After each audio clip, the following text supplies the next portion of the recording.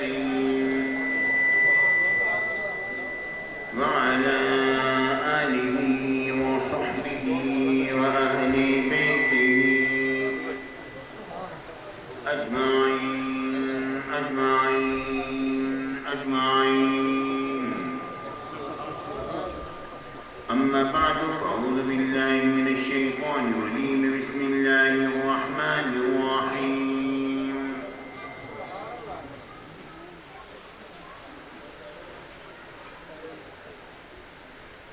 فسخرنا له الريح تجري بأمره رخاء حيث أصاب. صدق الله العظيم وصدق رسوله النبي الكريم الأمين. وإن الله تعالى عز وجل قال في شان حبيبه مخبرا وآميرا: إن الله وملائكته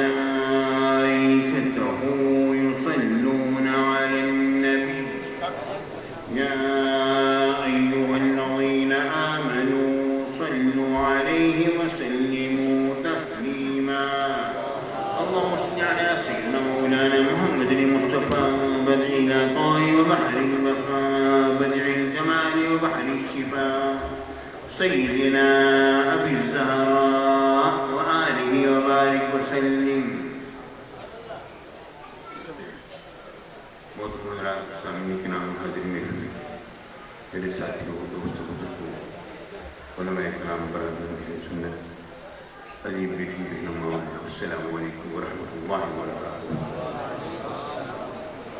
اللہ رب العالمین کے بے شمار کرم اس کے احسان عظیم اس رب نے ہمیں توفیق عطا فرمائے کہ آج ہم اپنے اونچ شریف کے اس عظیم و شان روحانی شہر میں اسلاف کے طریقے کے مطابق درود پاک اور محفل ذکر کا انعقاد کرنے حاضر ہوئے. بزرگوں کے سائے تلے کھڑے ہیں، سائے میں تمہارے ہیں، قسمت ہی ہماری ہے، قربان دل و جانم کیا شان تمہاری ہے.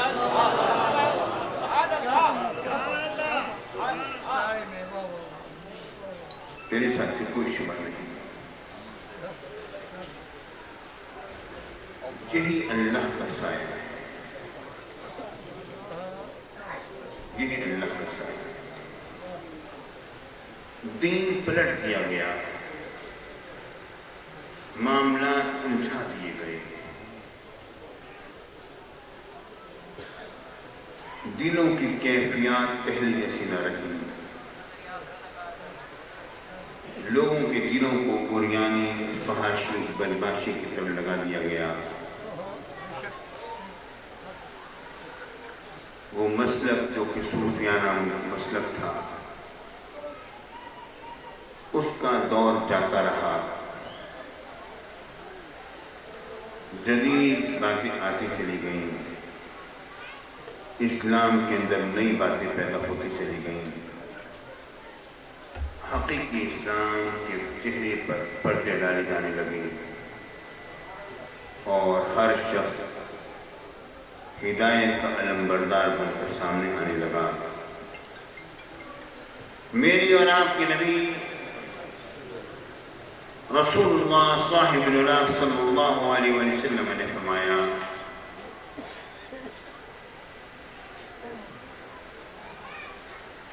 میرے بعد وہ زمانہ آئے گا کہ کچھ لوگ ہدایت کے علم بردار بن کر آئیں گے، مگر ان کی ہدایت میری والی ہدایت نہ ہوگی.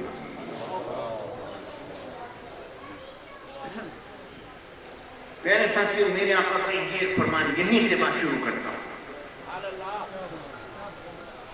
کہ میرے آقا نے فرمایا میرے بعد وہ زمانہ آئے گا کہ کچھ لوگ ہدایت کے علم بردار بن کر آئیں گے، مگر ان کی ہدایت میری والی ہدایت نہ ہوگی. اب ہر شخص یہ کہتا ہے میری ہدایت وہ ہے جو رسول اللہ صلی اللہ علیہ وسلم کی ہدایت ہے. میں اس سے سر منہ بھی انحراف کرنے والا نہیں.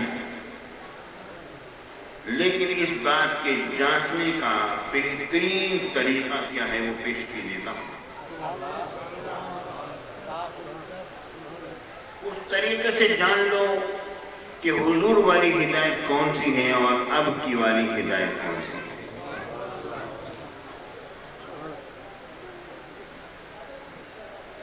یعنی ساتھیوں، یہ 100 سال 150 سال کا عرصہ نکال دو،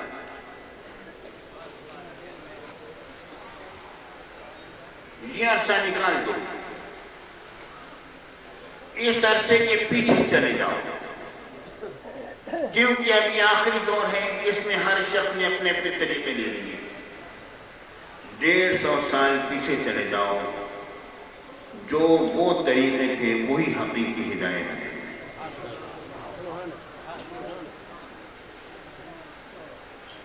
اس پر یہ کہنا کہ نہیں جنابی علی،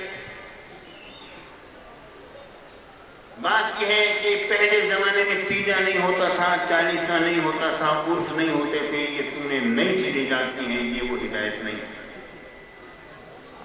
پیارے ساتھیوں، یہ بات ذہن میں رکھو کہ نام بدلتے رہتے ہیں، مگر دیکھنا یہ ہے کہ چیز وہی پرانی والی ہے۔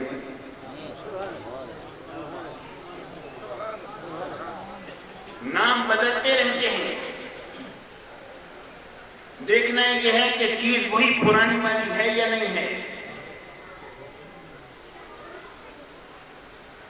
اب آپ خود غور کرو کہ میرے آقا کے زمانے میں مسلمانوں کے 2 نام پڑے تھے، ایک مہاجرین کے اور دوسرے انصار کے۔ زمانہ گزرا، 100 سال گزرا، مسلمانوں کا ایک نیا نام پڑ گیا، اہل سنت والجماعہ۔ وہی پرانے والے تھے، نام بدل رہا ہے۔ وہی پرانے والے تھے، نام بدلا ہے فقط۔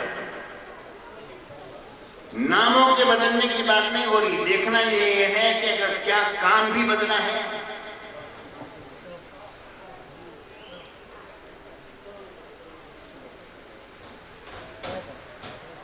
تیجا ہو جائے، 40 کا ہو جائے، عرس ہو جائے، اس میں وہی کچھ ہوتا ہے جو حضور کے زمانے میں ہوا کرتا تھا۔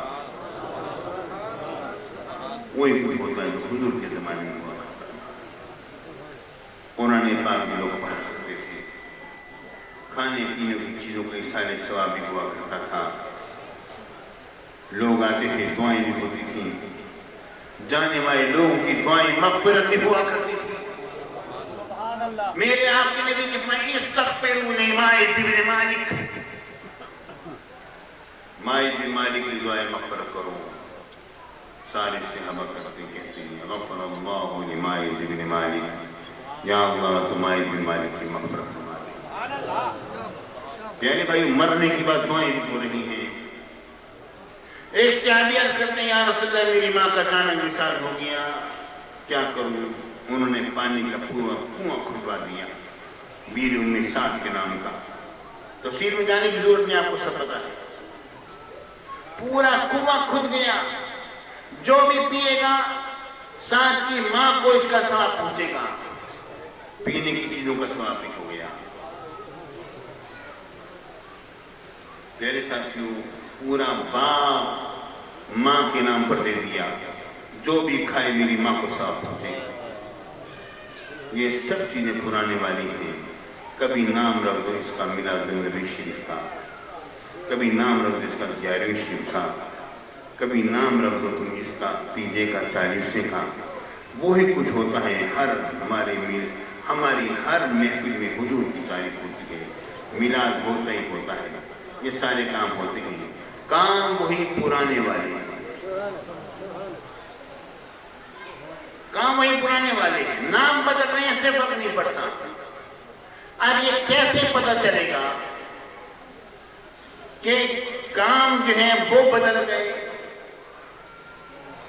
اب یہ کیسے پتہ چلے گا کہ کام بدل گئے؟ پیچھے جاؤ، 150 سال گزار دو، نئی باتیں آ رہی ہیں نکال دو، پیچھے چلے جاؤ۔ اس زمانے میں پیارے بھائیوں، لاہور کے داتا دربار آج کا بنا ہوا نہیں، 1000 سال پرانا بنا ہوا ہے نہیں ہے؟ پیارے بھائیوں، یہ اونٹ شریف کے دربار جب سے دربار والی مثال پائے تب سے بنے ہوئے ہیں۔ غوث اعظم کا دربار، میرے آقا سرکار مدینہ کا دربار عالی شان، میرے آقا جو مثال پاک ہوتا ہے تو حجرے میں میرے آقا کو رکھا جاتا ہے۔ کیوں؟ کہیں میرے آقا کی قبر انوشی کو مسجد نہ بنا لیا جائے۔ یعنی مطلب یہ ہے کہ حجروں میں مادرات کو رکھنا در حقیقت شرک کو دور کرنے کے لیے ہوتا ہے۔ بخاری کی حدیث بات میں نے پیش کی، اس کا مفہوم میں نے پیش کیا ہے۔ اس لیے حجرے میں رکھا گیا تاکہ مسجد میں مسجد نہ بن جائے۔ یعنی حجرے میں دربار کو بنانا اصل میں شرک کو دور کرنے کے لیے ہوتا ہے۔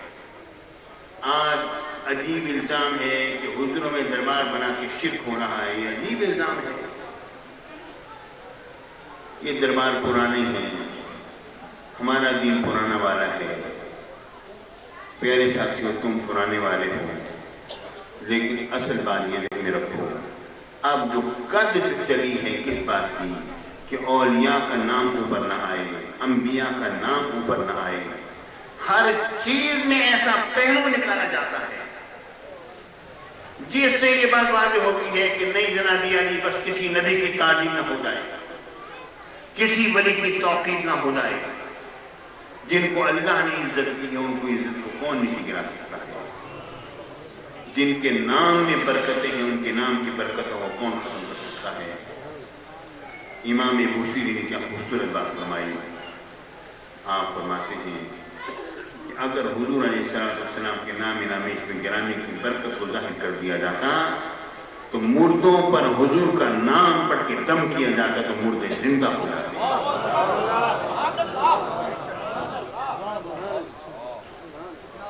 جس ہستی کے نام کی برکت ہے ہم اسے مردہ کہیں، عجیب بات ہے۔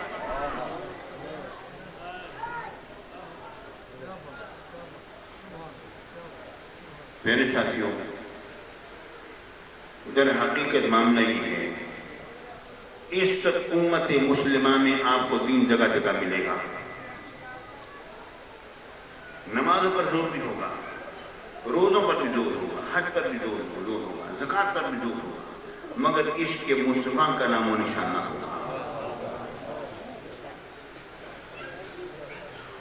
اب دیکھیے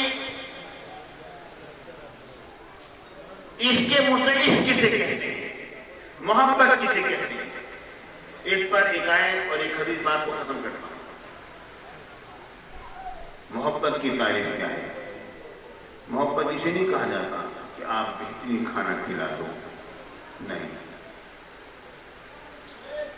غریب آدمی بڑی محبت سے صرف دال لے کر آتا ہے روٹی پر رکھ کر، اس کی محبت کا یہی سرمایہ ہوتا ہے جو پیش کر دیتا ہے۔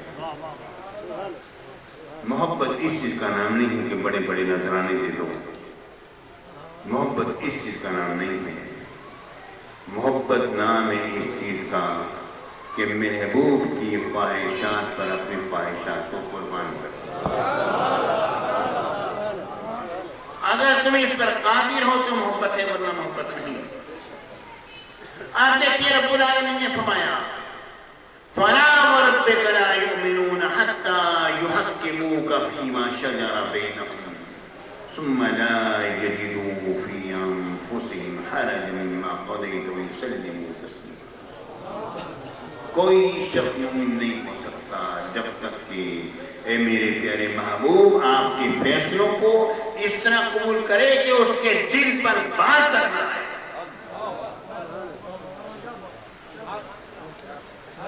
آپ نے جو فیصلہ فرما دیا بس وہ حق ہے، اس پر چون و چرا کرنے کی کوئی گنجائش نہیں ہے۔ یہ ہے محبت۔ پیارے ساتھیوں، نبی کی باتوں کو تو مانتے ہو پر نبی کے فیصلوں کو بھی تو مانو۔ نبی کے فیصلوں کو بھی تو مانو، جو میرے آقا نے فیصلے فرمائے ان کو بھی تسلیم کرو، میرے آقا کی جو احکامات ہیں، جو فرامین ہیں، ان کو محبت سے قبول کرو۔ لا یؤمن احدکم حتی اکون احب الیہ من والدہ وولدہ والناس اجمعین۔ ہر شخص سے جب تک زیادہ محبت نہیں ہوگی، اس مجھ سے اس وقت تک مومن نہیں ہوگی۔ مطلب کیا ہے؟ مطلب یہ ہے، اس آیت کو ملاؤ اور اس حدیث کو ملاؤ کہ جب معاملہ ایسا آ جائے کہ تم اپنی خواہش کو اپنے باپ کی خواہش پر قربان کر دیتے ہو، باپ کہتا ہے یہاں پر اس کا کرنا ہے، ماں کہتی ہے یہاں کرنا ہے، آپ کہتے ہو ماں اور باپ کو فرمانے میں کیا کریں، کرنا ہے، ٹھیک ہے نا؟ لیکن جب نبی کا فیصلہ آ جائے تو سارے فیصلے غلط ہے کہ نبی کا فیصلہ چلے گا۔ یہ حضور علیہ السلام سے محبت ہے۔ ہم جب حضور کے عشق کا نام لیتے ہیں، حضور کی محبت کا نام لیتے ہیں، تو کہا جاتا ہے بس نمازیں پڑھو، روزے رکھو۔ میرے آقا حضور علیہ السلام جہاد فرما رہے ہیں، ایک شخص آیا، اس نے میرے آقا کا دیدار کیا، دیکھا، بس دل دے بیٹھا۔ اس زمانے ہوش ربا کو دیکھ کر اس کے ہوش اڑ گئے۔ یا رسول اللہ، کلمہ پہلے پڑھوں ایمان لاؤں یا پہلے جہاد کروں؟ تو میں پہلے کلمہ پڑھوں ایمان لاؤں۔ وہ ایمان لایا، اسی وقت جہاد کیا، شہید ہو گیا۔ میرے آقا نے پتہ کیا بات فرمائی؟ میرے آقا نے فرمایا عمل قلیلا و اجر کثیرا، عمل تو کم کیا، اجر بہت بڑا پا گیا۔ اس کی ایک ہی عبادت تھی بس ایمان لانے کے بعد، اور وہ عبادت کیا تھی کہ اس نے محبت اور پیار سے سرکار مدینہ کا دیدار کیا۔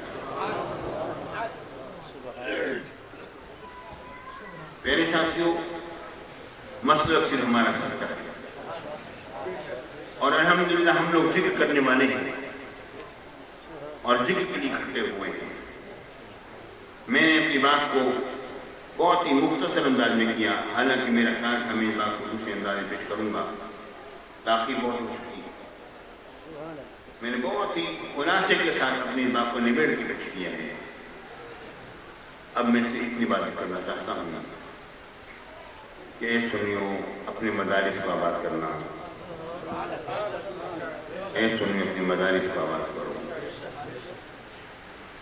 تمہاری کثرت قلت میں اسی لیے بدل رہی ہے کہ تمہارے مدارس آباد نہیں ہیں۔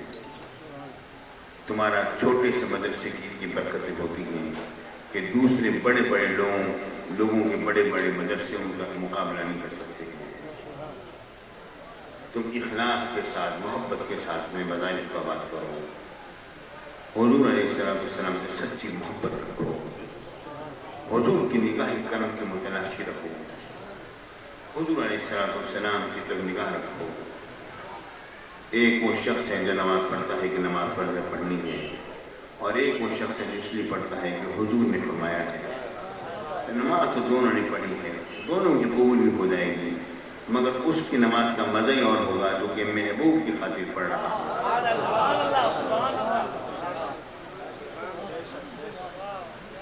اصل چیز ہے میرے ساتھیوں، میں نے بہت ہی، کیونکہ مجھے آنے میں تاخیر ہوئی تھی، لیکن سمرو صاحب کا امتحان بھی تھا یہاں پر۔ انہوں نے بڑی محبت سے سارا معاملہ سجایا، ماشاءاللہ سارا دن انہوں نے لگایا، یہ کھڑے رہے۔ اور میں یہ بات عرض کر دوں، ہمارے جتنے بھی ہمارے ورکرز ہیں، ہمارے پیر بھائی ہیں، ساتھی ہیں، جو یہاں پر کام کرتے ہیں اور محفل کے ساتھ منسلک ہیں، میں ان سب سے بات کہنا چاہتا ہوں کہ مہربانی فرمائیں، ایک شخص کے کاندھوں پر سارا بوجھ نہ ڈالیں۔ آپ خود بھی آئیں، یہاں پر دیکھیں کیا کچھ ہو رہا ہے، ہاتھ بٹھائیں، صرف نام لکھوا کے نہ جائیں، محبت سے کام کریں۔ میرے ساتھیوں، ہمارے وہاں بھی محفل ہوتی ہے، میں بھی اپنی پوری ڈیوٹی دیتا ہوں، میرے بیٹے بھی ڈیوٹی دیتے ہیں، الحمدللہ میں خود بھی ڈیوٹی، پوری ڈیوٹی جو میں دے سکتا ہوں دیتا ہوں، پورا وقت لگاتا ہوں۔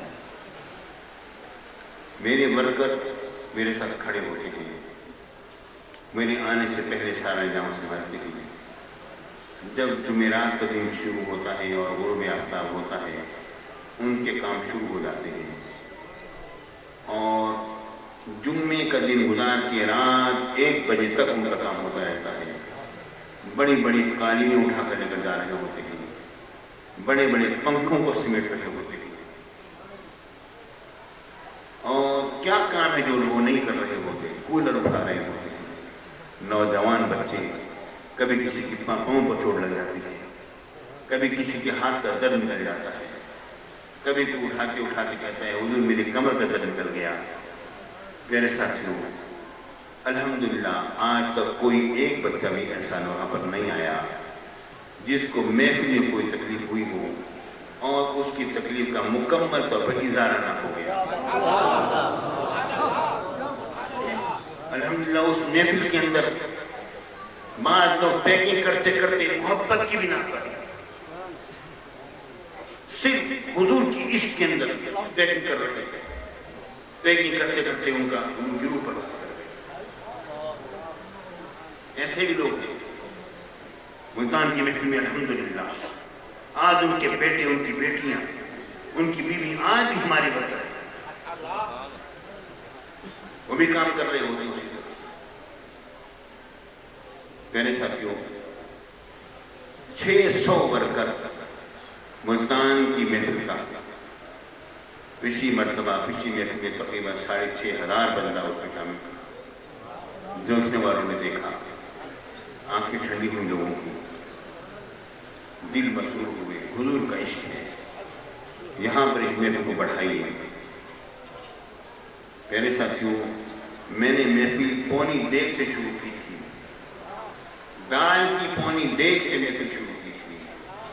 مجھے میرے تصور میں بھی نہ تھا کہ ایک وقت ایسا آئے گا جب کہ دال کی 30 دیگیں بنیں گی اور بریانی کی 60 دیگیں بنیں گی اور 70 دیگیں بنیں گی۔ اگر مجھے پہلے ہی بات کہیں ہوتا، ہو سکتا ہے میں اتنا ہاتھ ہی نہ ڈالتا، اتنا بڑا کام میں کیسے سنبھال سکوں گا۔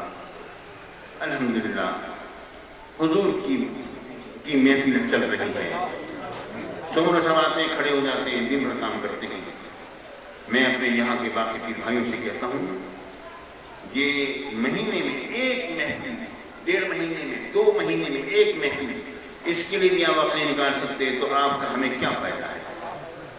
میں ان پیروں میں سے نہیں ہوں جو ہاتھوں اور پاؤں کو چمانا پسند کرتا ہوں، میں ان لوگوں میں سے نہیں ہوں۔ میرے ساتھیوں، میں یہ چاہتا ہوں کہ لوگ صرف کام کریں اور دین کی خدمت کریں، میں اسی چیز کو پسند کرتا ہوں۔ مہربانی کریں، کیونکہ مجھے کوئی احساس ہوتا ہے، ہم آ جاتے ہیں، مجھے احساس ہو جاتا ہے۔ ابھی سمور صاحب سے تو میری میٹنگ ہونی ہے تو مجھے بعد میں کچھ ہوگا، صورتحال بتائیں گے، لیکن کچھ نہ انسان سن لے ہی لیتا ہے، بات پتہ چلی جاتی ہے، انسان دیکھ ہی لیتا ہے۔ مجھے سب میرے معاملات میرے سامنے آتے ہیں، ہمارے جتنے بھی یہاں پر سرکردہ لوگ ہیں، جب ہم آئیں تو آگے پیچھے ہو جائیں، یہ نمبر بنانے والی بات ہوگی۔ میرے ساتھیوں، میں صحیح بات کہتا ہوں، ملتان شہر کے ہمارے بہت سارے ایسے ورکر ہیں جو 24 گھنٹے محفل کا کام کرتے ہیں ہر ہفتے، اور ان سے میری ملاقات کئی ہفتوں کے بعد ہوتی ہے، 1 مہینے کے بعد میری ملاقات ہوتی ہے۔ ان کو یہ نہیں ہوتا کہ حضرت صاحب آئیں کہ ہم سامنا کریں، ہم کام کر رہے ہیں، یہ نہیں ہوتا، اپنا کام میں لگے ہوئے۔ میرے ساتھیوں، میں یہی بات کرنا چاہتا ہوں،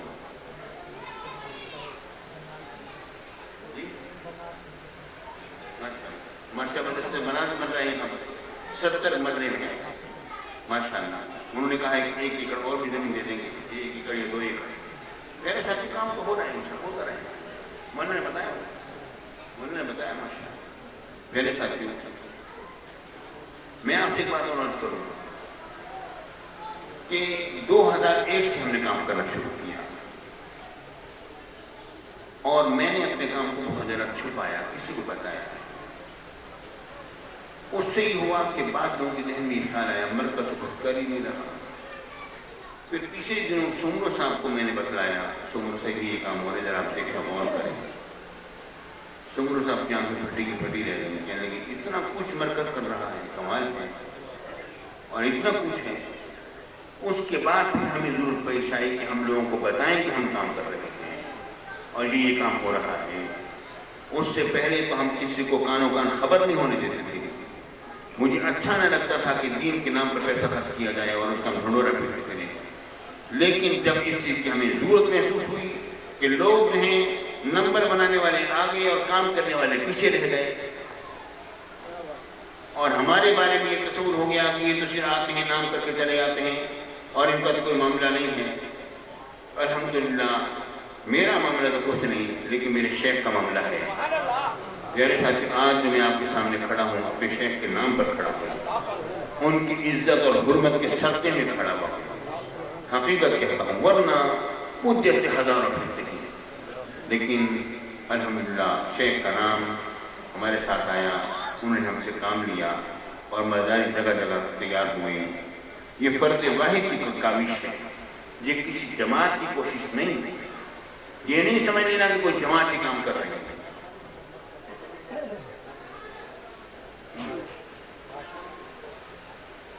ہمارے ہیں کہ راشن اور تنخواہیں مرکز سے ہر مہینے 6 لاکھ روپے کی آ رہے ہیں. ہر مہینے صرف اس کی لاکھوں کی بات ہو رہی ہے. 12-13 مدرسوں کی، باقی جو ہیں وہ اس کے علاوہ ہیں. میرے ساتھ 70 مدرسے الحمدللہ جو فعال ہیں، کام کر رہے ہیں.